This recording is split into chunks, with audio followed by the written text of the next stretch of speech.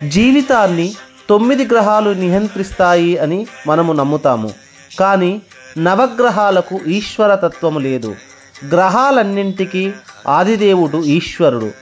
ఆ ఈశ్వరుడు చెప్పినట్టే ఈ నవగ్రహాలు నడుచుకోవాలి.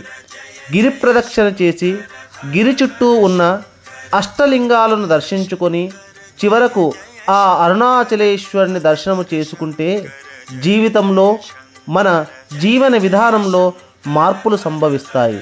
మన జీవిత తత్వం బోధపడుతుంది. ప్రతి లింగము మీ జీవితంలో ఒక్కో దశకు సంబంధించినది.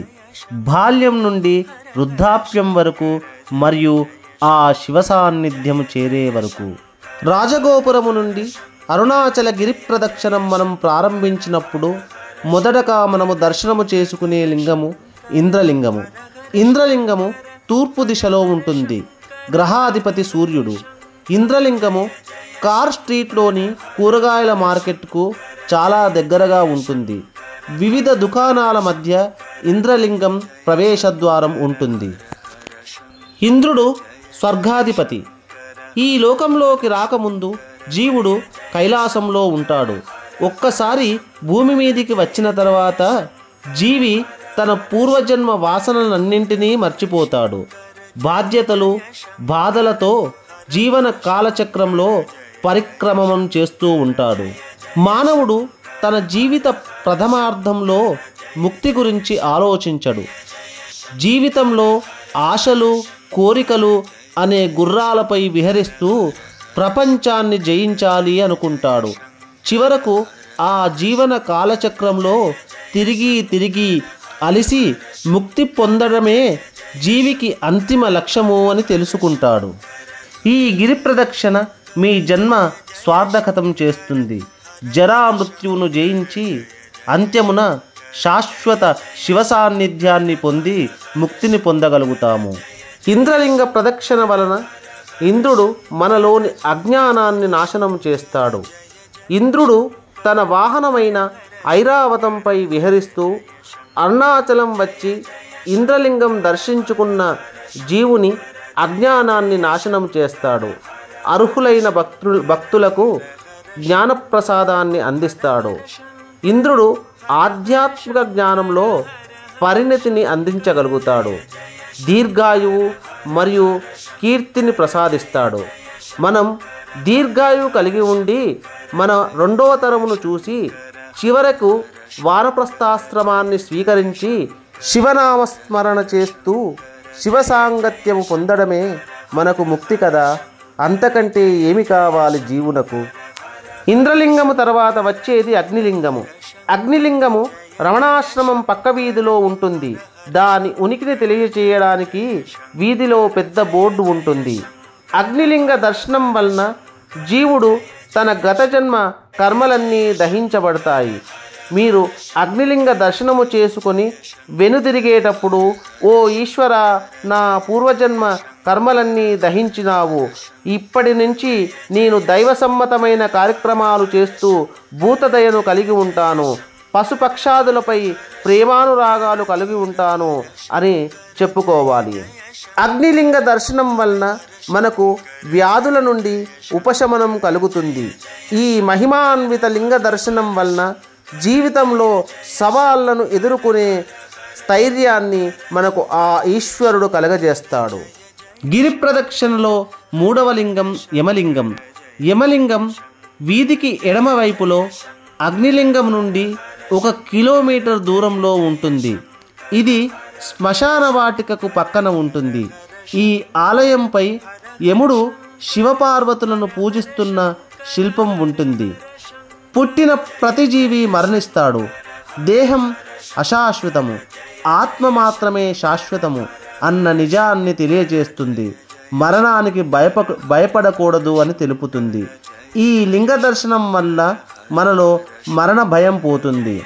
మానవుడు ఇంద్రియ సుఖాలకు లోలుడై జరణ మరణ చక్రంలో తిరుగుతూ ఉంటాడు. మానవుడు ఆలోచనలో మార్పు వచ్చి సత్కర్మలు చేయడానికి ఈ యొక్క లింగ దర్శనం దోహదపడుతుంది.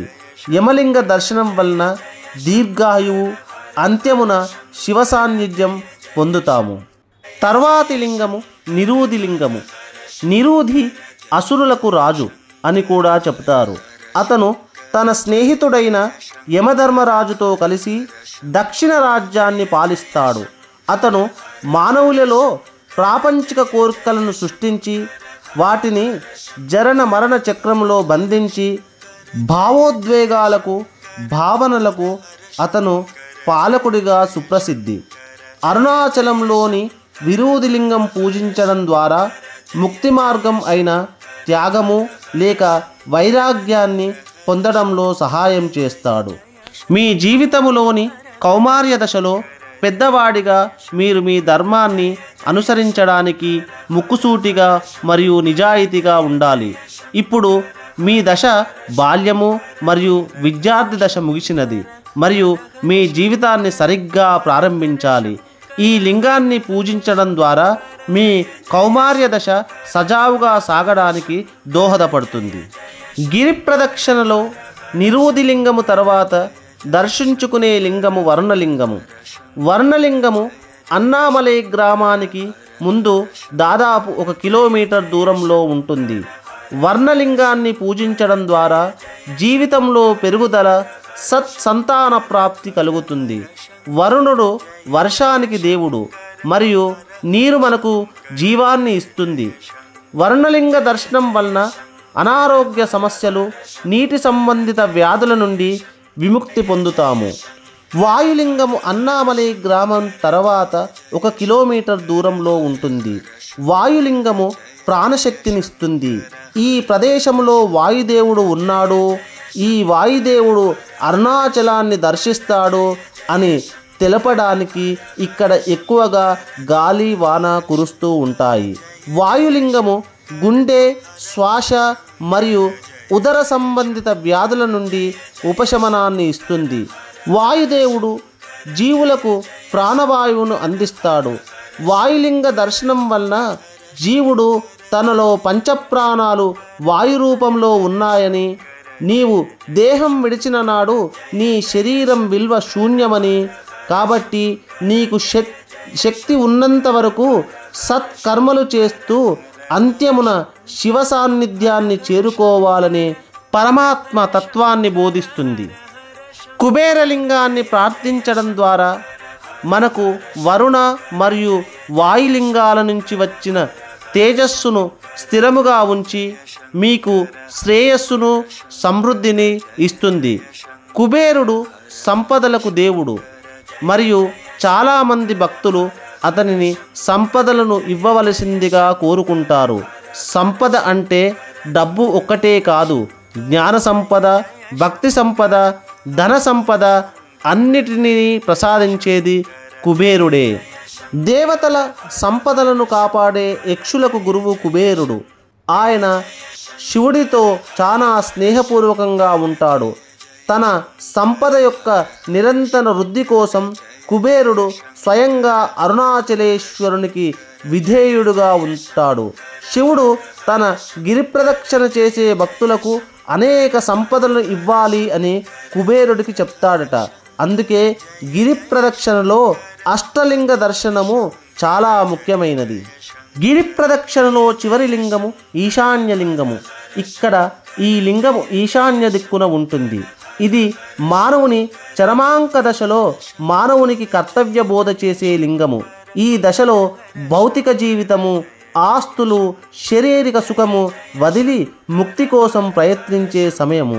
శివ, శరీరము పడిపోయేలోపు నీవు నిర్దేశించిన కార్యక్రమాల అన్నింటినీ పూర్తి చేసుకొని భయపడకుండా ఉండే శక్తి నీవు తండ్రి, మరియు అంత్యమున నిన్ను చేరుకునే శక్తి నువ్వు తండ్రి అని ప్రార్థించాలి. మొదటి లింగమైన ఇంద్రలింగము నుండి చివరి లింగమైన ఈశాన్యలింగం వరకు మన జీవితంలో వివిధ దశలను, సందర్భాలను స్ఫురణలోకి తెస్తుంది. మానవుడు సన్మార్గంలో నడవాలని తెలిపే గొప్ప పరిక్రమణనే ఈ గిరి ప్రదక్షిణ. 8 లింగాలతో పాటు 9వ లింగమైన ముక్తిలింగము ఉంది. ఇది భూమి లోపల ఉంటుంది. ఇది మనము దర్శించలేము.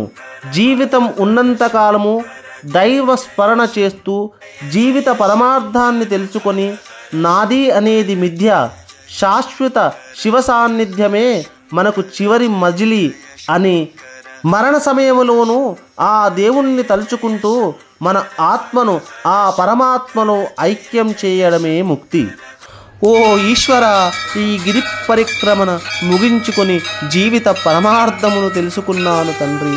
చివరిగా సాక్షాత్తు శివస్వరూపమైన నీ అగ్నిస్వరూప లింగాన్ని దర్శించుకున్నాను తండ్రి. జీవిత పరమార్థమును తెలుసుకున్నాను తండ్రి. బంధాలు, బంధుత్వాలు, ఆశలు, ఆస్తులు, అంతస్తులు మరియు శరీరం మీద ప్రేమ అంతా మిథ్య అని, దైవతత్వము ఒకటి శాశ్వతమని తెలుసుకున్నాను తండ్రి. నీవు ఈ ఆత్మకు ప్రసాదించిన దేహంలో నీవు నాకు తెలిపిన కార్యక్రమములన్నీ నిర్వహించి భవబంధ సాగరము నుండి విముక్తి పొంది నీ చరణ సేవ చేసుకునే భాగ్యమును నాకు కలిగించు ఈశ్వర, నాకు కలిగించు ఈశ్వర, నాకు కలిగించు ఈశ్వర.